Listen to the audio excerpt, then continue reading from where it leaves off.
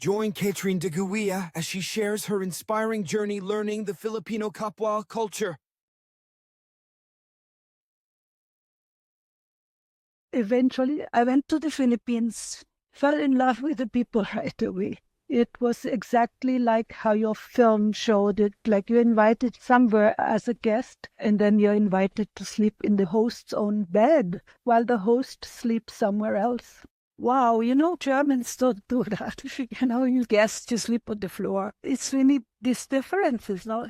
But then what I really loved was the street food, turon and suman and all, fried bananas and fried kamote and all these things, so yummy.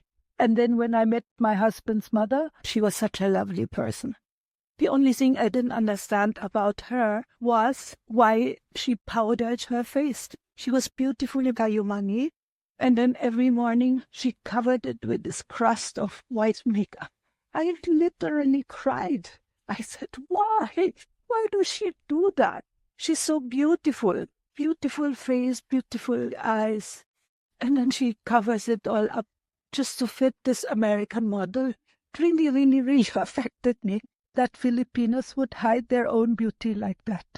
So my interest in knowing the beauty of the Filipino grew even more.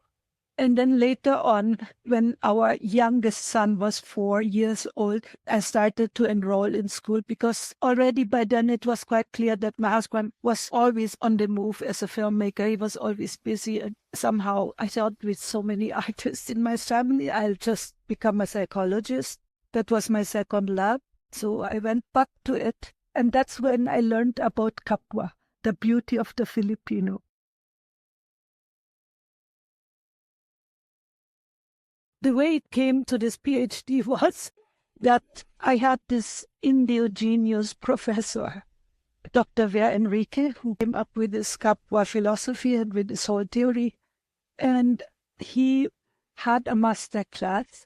He held it in Tagalog. I couldn't speak Tagalog, but I understood everything. You don't need to understand a language to understand a person.